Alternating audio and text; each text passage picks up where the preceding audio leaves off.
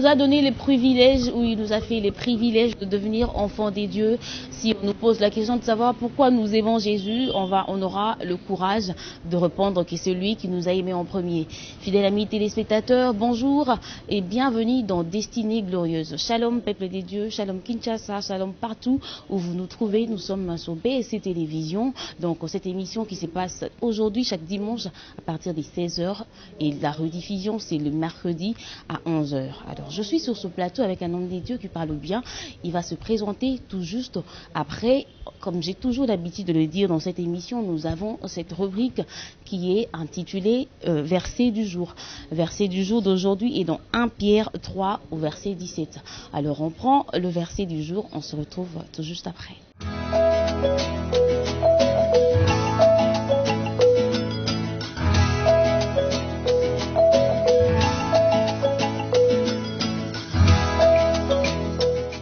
Voilà, merci pour ce verset du jour. J'ai toujours l'habitude de dire que ces versets bibliques est pour nous de méditer afin qu'on puisse se retrouver la fois prochaine. Je disais au départ que je suis ici sur ce plateau avec le docteur Dakota Bing des Anges.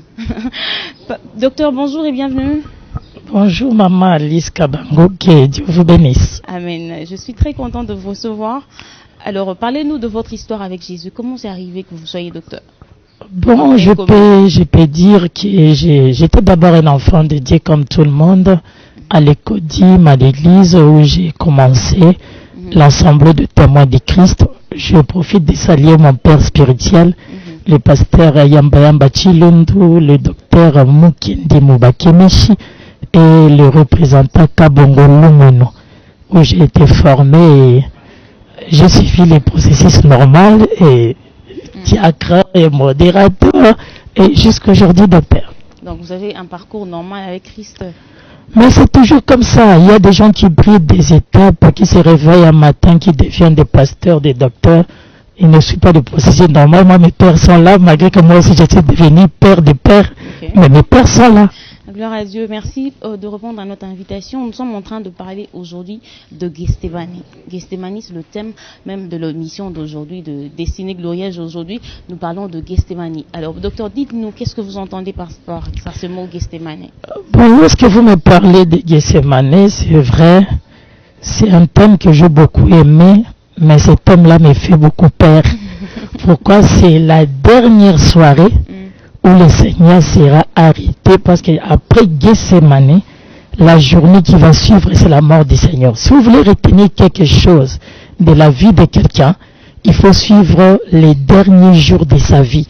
Parce que Gethsémani, c'est l'avant-dernier jour du Seigneur sur la terre. Et pendant cette soirée, il a laissé des éléments de la foi. Et que si nous voulons devenir de bons chrétiens, nous devons faire la lecture de avant-dernier jour du Seigneur sur la terre. Alors, dans sa prière à Gethsémani, Christ a dit à son Père s'il pouvait ôter cette coupe. Est-ce qu'il avait peur de boire la coupe, ou il savait déjà que ça allait se passer comme ça? Non, ce qui est vrai, c'est que il y a une réalité que les gens regardent trop mal. Que le Seigneur Jésus était d'abord 100% homme et 100% Dieu. Là, c'est sa partie humanité homme qui a fonctionné. Il a eu peur de la mort comme nous tous. C'est déjà un message où Jésus nous dit, même si tu es pasteur, si père pasteur, tu dois avoir peur de la mort. Comme il a peur, c'est normal. Il veut nous montrer que malgré que nous sommes des hommes spirituels, mais nous avons aussi l'humanité. Et Dieu, Père, enlève-moi cette coupe. Et malheureusement, lorsque moi je lis la Bible, je vis beaucoup de coupes. Il y a combien de sortes de coupes, au fait? Alors, je vais donner l'exemple. Lorsque on a construit le tabernacle avec Moïse, Dieu a dit à Moïse, tu feras 12 coupes qui seront sur la table de pain de proposition dans les lieux saints. Et arrivé au moment de la fête, lorsqu'on devait faire dédicace du tabernacle, il y a eu encore 12 autres coupes qui sont les cadeaux des anciens d'Israël. Chaque ancien représentant de chaque tribu, parce qu'il y a 12 tribus, chaque tribu a donné le cadeau d'une coupe en or. Ce qui faisait que dans le tabernacle, ils avaient 24 coupes. 12 dans les lieux saints sur la table de pain de proposition et 12 à l'autel. Lorsque vous venez demander pardon, on te demande tu es de quelle tribu, je suis de la tribu des Dan, on met les sangs dans la coupe de ta tribu, on va entrer avec dans les lettres saints. Là, c'est 24 coupes qui étaient dans les tabernacles. À part ça, nous avons la coupe de Joseph, auquel il a dit... Là, c'est quelle coupe que Christ avait demandé à son père d'enlever? J'arrive. Avance pas, à part les 24 coupes qui se trouvaient dans les tabernacles, 12 dans les lieux saints sur la table de pain de proposition et 12 à l'autel pour mettre les sangs. Donc, on avait le coupe de vin et le coupe de sang. Le coupe de vin se trouvait dans les lieux saints et le coupe de sang se trouvait à côté de l'autel. Nous avons encore la coupe de Joseph. Il a dit à ses frères, j'ai de la magie. Il y a quelqu'un d'entre vous qui a volé ma coupe où je regarde les choses. Parce que cette coupe me montre des choses. Si nous quittons cette coupe-là, maintenant nous allons directement à la coupe que Jésus a parlé.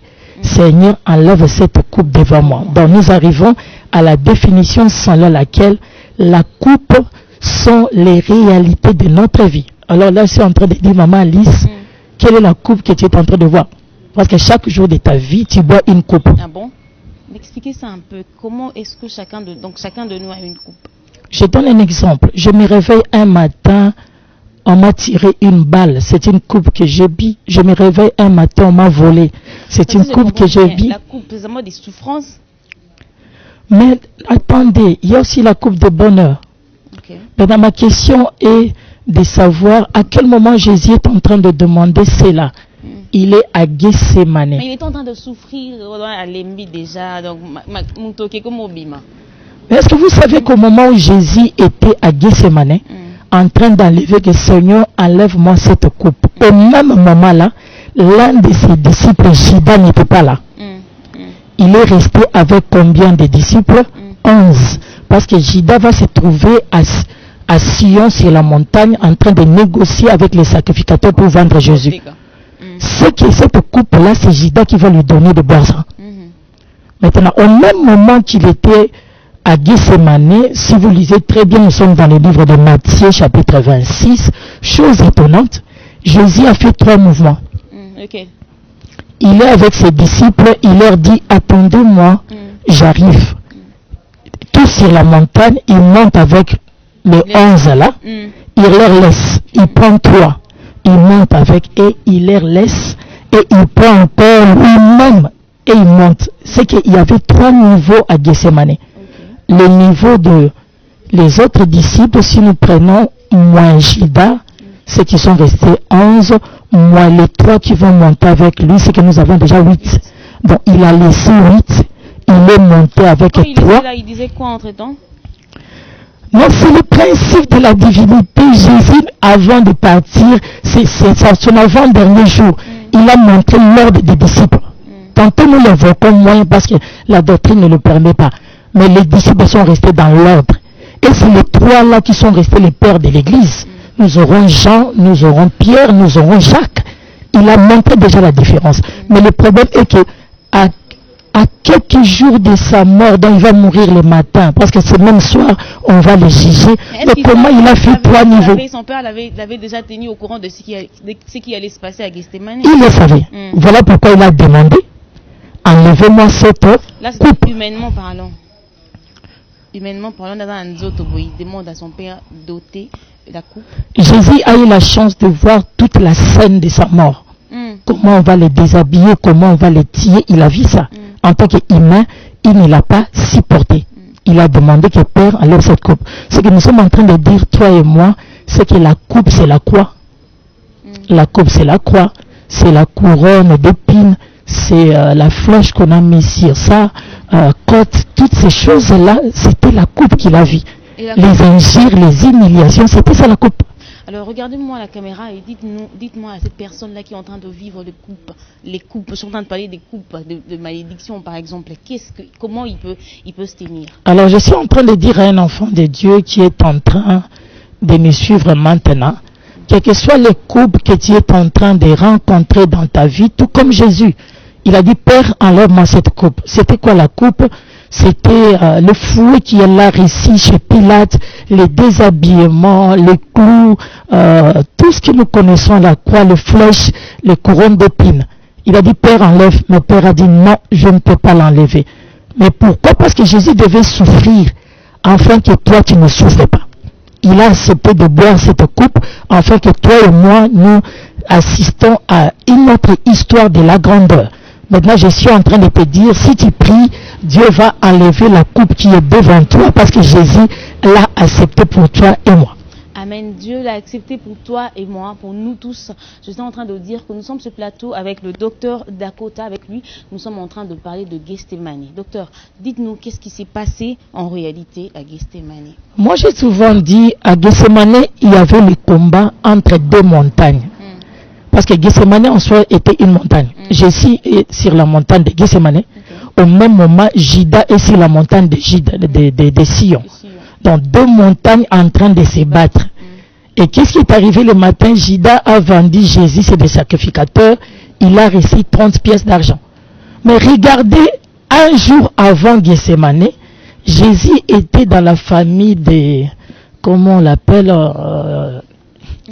pardon, côté Fokata. Il était chez la... comment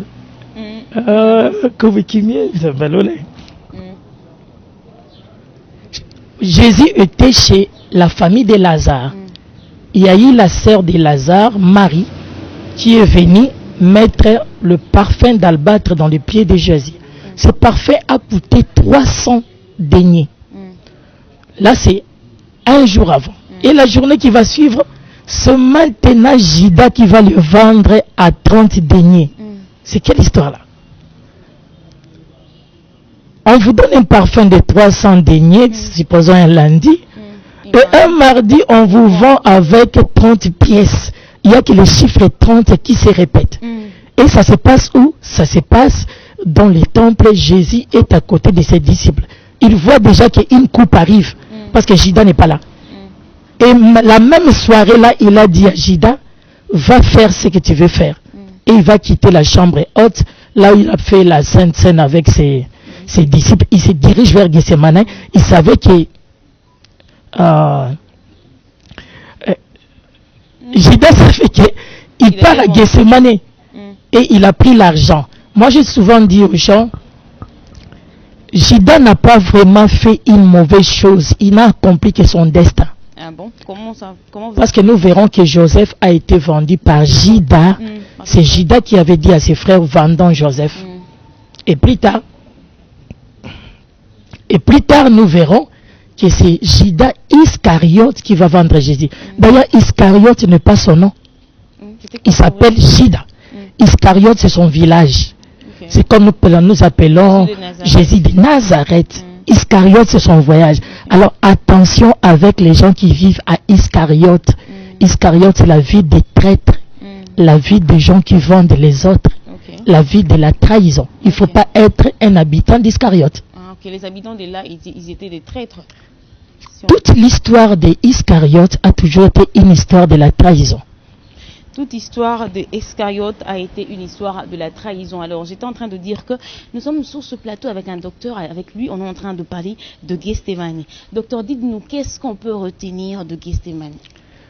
La chose qu'on peut retenir de Gethsémani, c'est la dernière soirée de notre Maître, donc le Seigneur Jésus, notre Seigneur. Et pendant cette soirée, il a souffert comme tous les autres humains.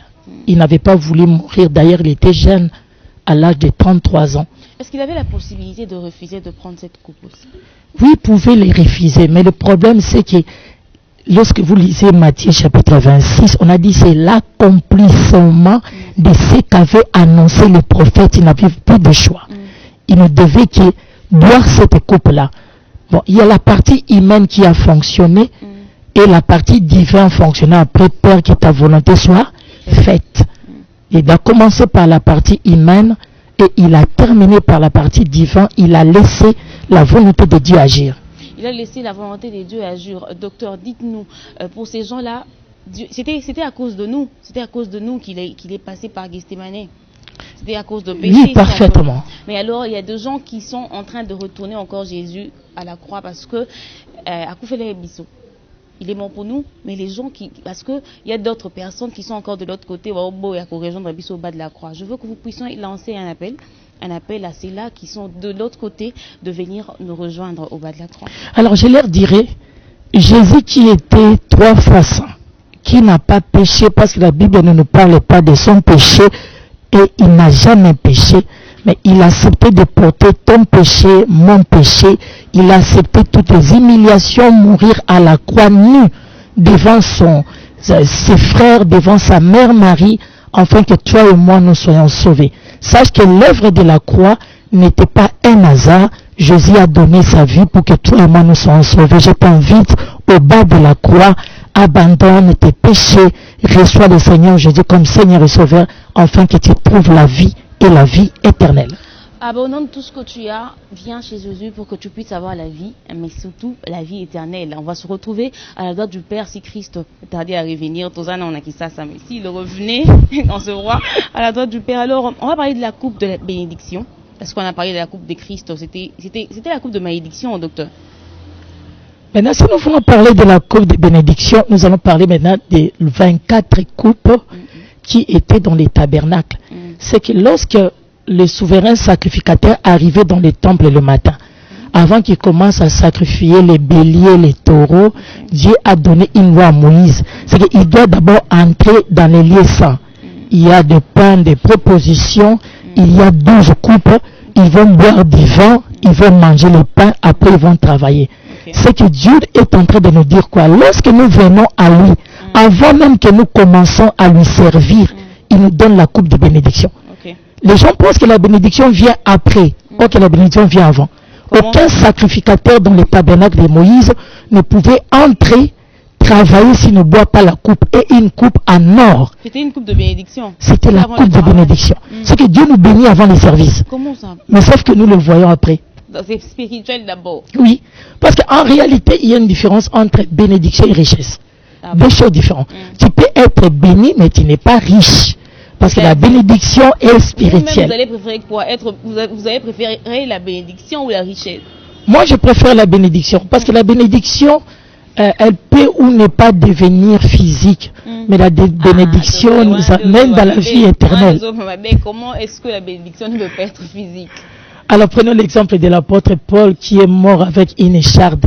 Est-ce qu'il n'était pas béni? Il a dit lui-même que je travaille, je fais des nattes pour manger, pour survivre. Vous pensez que lui qui nous a laissé 13 livres de la Bible, il est mort, il n'était pas riche. Vous pensez qu'il n'était pas béni? Si on veut réduire la bénédiction au matériel, c'est que beaucoup de disciples de Jésus sont des pauvres, ils sont morts des pauvres. Mais bien beauté il y a une bénédiction.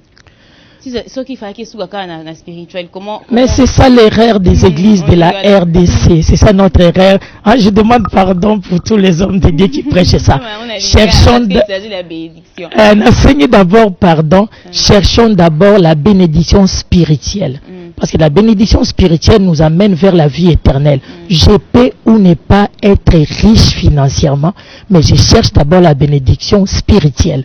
C'est elle qui est importante. C'est quoi la bénédiction spirituelle? La bénédiction spirituelle passe d'abord par les dons et les grâces de Dieu en toi. Tu as le fruit du Saint-Esprit, comme tout ce que vous connaissez, la bénignité, l'amour, le fruit du Saint-Esprit. Tu as aussi les dons de l'Esprit. Parmi les dons de l'Esprit, tu peux avoir les dons de la guérison, les dons de parler en langue, les dons, je ne sais pas, de la guérison. C'est différent de cette bénédiction-là, docteur. Vous nous prêchez la bénédiction spirituelle. Est-ce que les enfants de Dieu vont... Mais est-ce qu'il faut que mais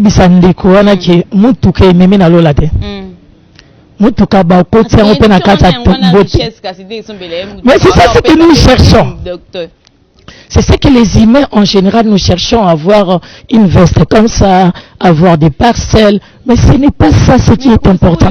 À quoi ça sert si tu as cette richesse et tu pars en enfer? Mais tu es béni en même temps tu as la richesse. Là c'est la volonté de Dieu. Mais vous préférez la bénédiction spirituelle, docteur. Si ce n'était pas ça, je n'allais pas être dans ton plateau parce que j'ai connu beaucoup de réalités qui tendent vers le fétiche, vers la magie. J'ai dit je préfère rester comme ça. Donc, docteur, vous préférez la bénédiction spirituelle.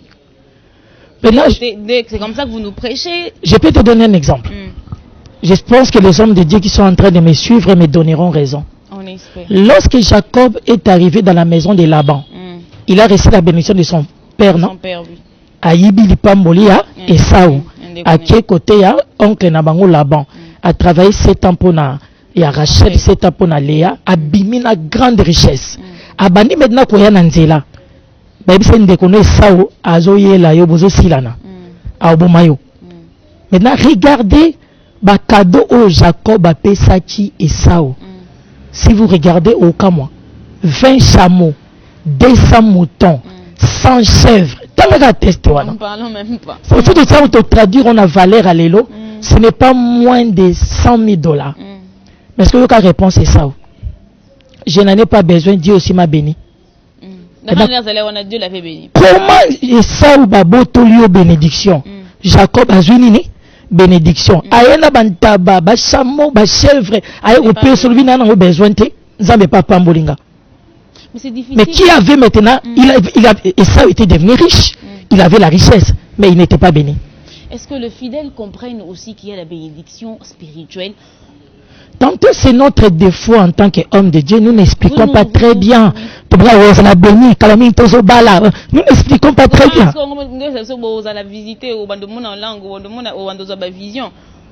Moi j'ai toujours dit à quelqu'un, la bénédiction c'est avoir le Saint-Esprit. La bénédiction c'est avoir la vie éternelle.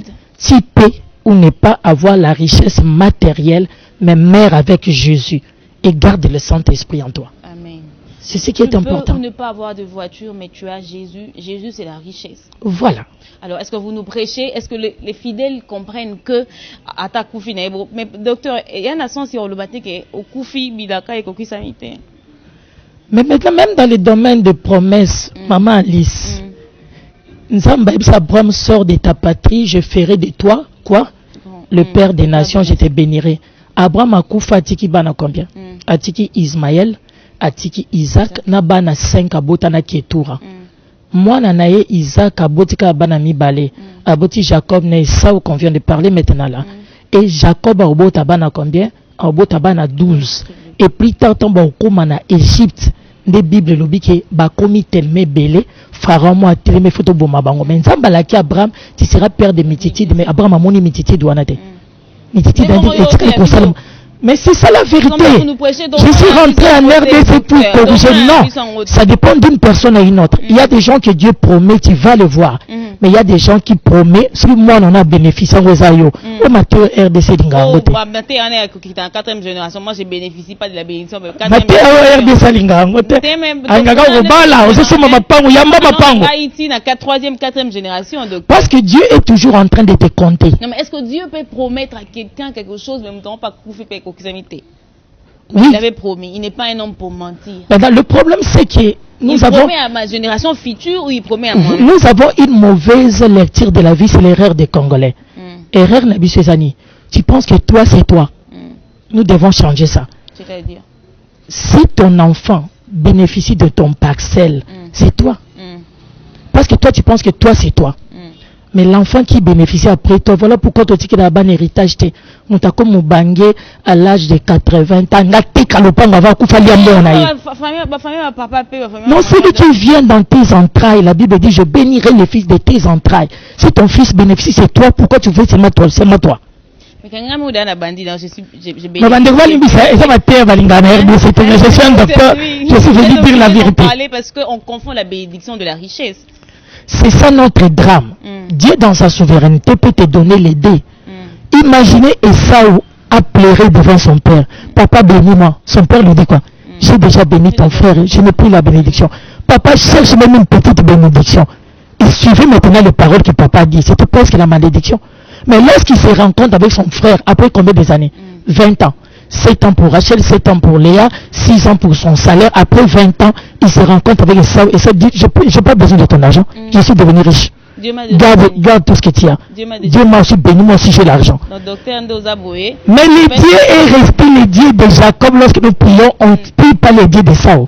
On dit les dieux d'Abraham, les dieux d'Isaac, les dieux de Jacob. Si nous sommes bénis, c'est Jacob qui avait la bénédiction spirituelle, c'est pas Esau. Esau pouvait devenir riche.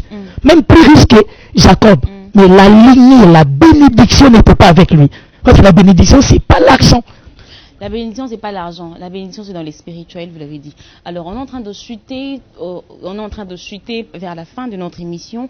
Regardez-nous à cette caméra. Dites-nous qu'est-ce qu'on peut retenir à Gethsemane. Quand la coupe viendra, qu'est-ce qu'on fait? Quand la coupe, il y a malédiction, il y a tout ça, tant qu'il y a bénédiction, il y a tout ça, et en même temps, vous profitez de nous donner l'adresse de l'église et comment faire pour vous contacter.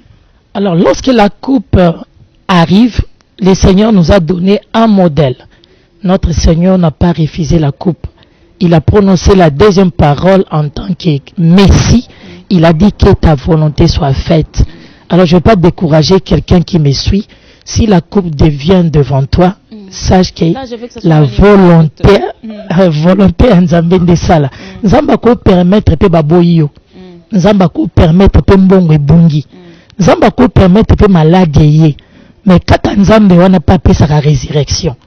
Quand Nzambe wana permetta qui m'a comme la Jésus, le même Nzambe wana a séquissé avant de la droite du Père. Ce qui coupe wana ezalaki résurrection penge ezalaki. Ce coupe wana ezalaki, il ne doit pas être à la droite du Père. Ce qui coupe wana ezalaki quelque part important. Parce que ce qui melaki coupe wana te. Comment tu dois sambele le nom de sambele à Jésus? Comment tu à la droite du Père? Comment tu dois Seigneur de Seigneur, Roi de Roi? C'est qu'il y a certaines coupes, il y a difficultés. Et ça, le coup là, au sali, accident, au tout année, mais Nzamba et le connu nizo coma, après Wana, parce qu'il est le maître, le souverain de toutes choses. Certaines coupes, si ça vient, que la volonté de Dieu soit faite. Mais attention, après cette coupe, la gloire peut venir. Alors, après cette coupe, la gloire peut venir. Pasteur, docteur, on peut avoir des contacts? Alors, pour le moment, j'ai fait presque 2 ans, je n'étais pas à Kinshasa, je suis là. Okay. Mon bureau n'est pas encore stable, c'est dans 2 semaines que je publie mon nouveau bureau. Mais celui qui peut m'appeler à mon numéro de téléphone en attendant. Le nouveau bureau, c'est 089 80 130 90. Alors pour ceux qui ne sont pas de Kinshasa, c'est 00243 89 80 130 90. Et quand je repasserai encore dans cette émission, là je donnerai maintenant mon nouveau bureau et l'église, le bénisseur, qu'on est en train d'arranger parce que je suis arrivé il y a qu'un mois ici à Kinshasa.